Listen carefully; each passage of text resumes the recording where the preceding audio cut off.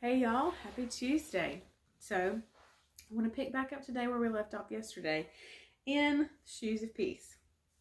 And this is interesting that I in studying, picked this up.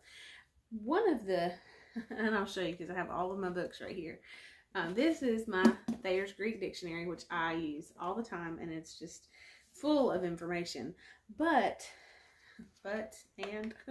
while I was studying and reading on peace, it talks about when Jesus says, "My peace I give to you, my peace I leave with you." And that it alludes back to Hebrew or Jewish tradition.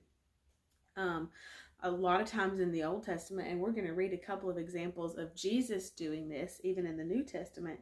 But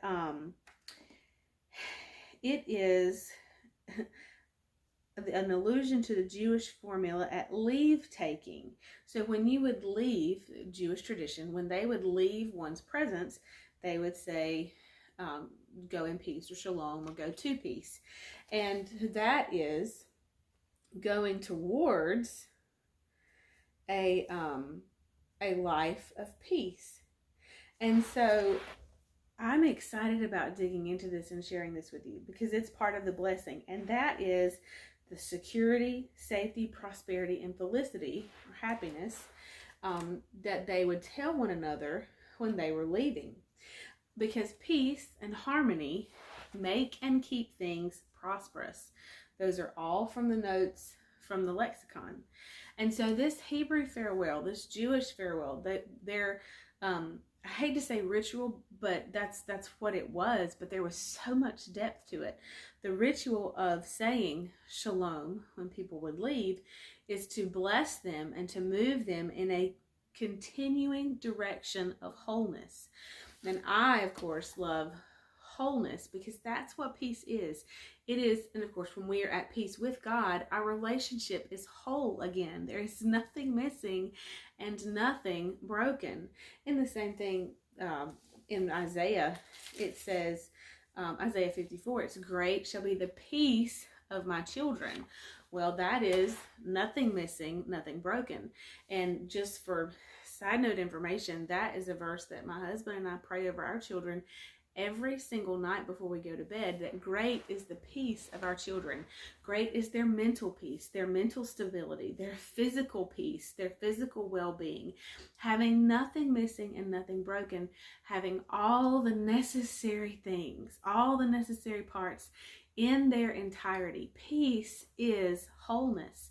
And so when the Jewish people would bless or say, go in peace, go to peace, it was continue moving in the direction of wholeness.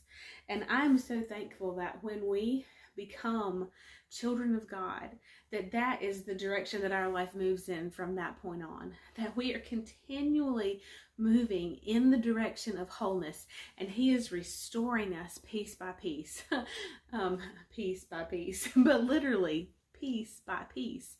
And so there is nothing that the Lord in His redemptive work cannot restore and cannot mend and put back together in completeness. Again, peace covers every area of our life, and it is all encompassing. And so Jesus gives us this example. We read two actually in the book of Luke, chapter 7 and chapter 8, where Jesus performed miracles. And then when He was finished with the miracle, He said for them to go in peace. And so I want to read these two things. We're going to read these two and talk about what is translated in the Greek here.